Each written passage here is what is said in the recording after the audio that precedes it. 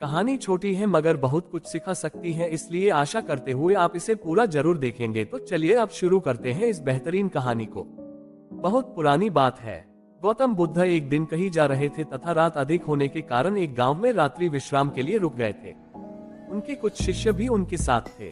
उनके शिष्य सुबह गांव में घूमने निकले तो उस गांव के लोगों ने उन्हें बहुत बुरा भला कहा। शिष्यों को बहुत बुरा लगा और शिष्य वापस लौट गए।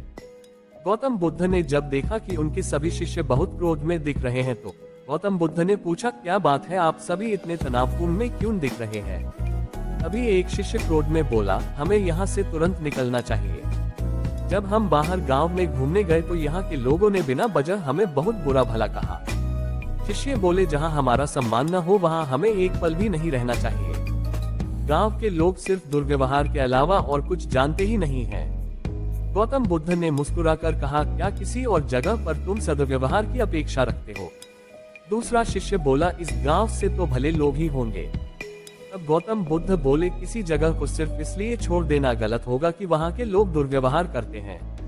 हम तो संत हैं, हमें तो कुछ ऐसा करना चाहिए कि जिस स्थान पर भी जाए उस स्थान को तब तक न छोड़े जब तक अपनी अच्छाइयों से वहां के लोगों को सुधार न दें। हम जिस भी जगह पर जाएं वहां के लोगों का कुछ न कुछ भला करके ही वापस लौटे। हमारे अच्छे व्यवहार के बाद वह कब तक बुरा व्यवहार करेंगे? आखिर में उन्हें सुधरना ही होगा।